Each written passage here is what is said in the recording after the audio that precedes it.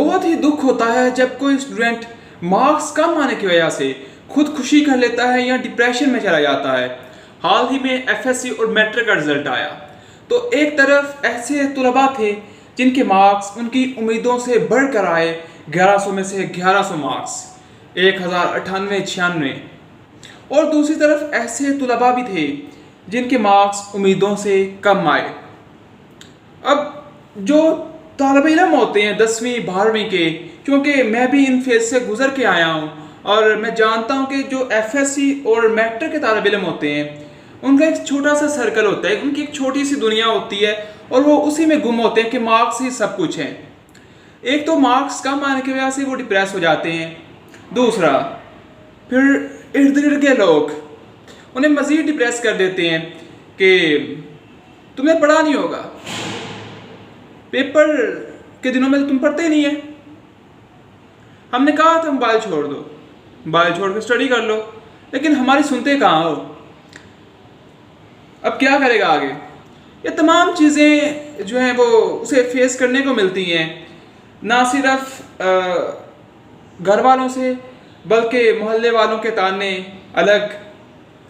फिर ऐसे माहौल में वो मज़ीद डिप्रेशन की तरफ चला जाता है और फिर न्यूज़ आती हैं कि फ़लाँ बच्चे ने सुसाइड कर लिया। कभी आपने सोचा कि उसके माइंड पे कितना प्रेशर था?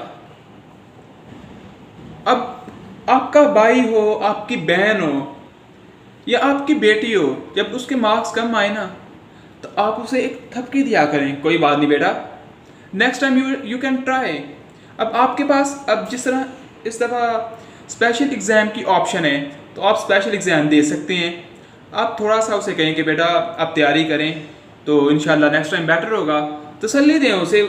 जब एक शख्स है जिसने तैयारी की है, मेहनत कर रखी है, उसके मार्क्स कम आ गए हैं तो वो तो पहले ही डिसहार्ट हो रहा है, अब आप उसे मज़ीद डिसहार्ट क्यों कर रहे हैं?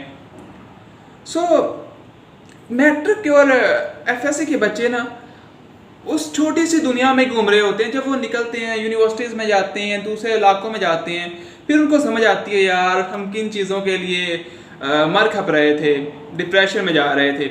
आहिस्ता आहिस्ता से ये सारी चीज़ें ठीक होती जाती हैं। मैं स्टूडेंट से कहूँगा कि यार कोई बात नहीं, all the best, next time आप अच्छा अटैम्प्ट कर लेंगे, अच्छा कर लेंगे, कोई बात नहीं, पहले आते रहे, मार्क्स इस दफ़ा नहीं आए तो फिर क्या, आपके पास ऑप्शन है स्पेशल एग्जाम की, वो दें। डिप्रेस क्यों हो रहे हैं?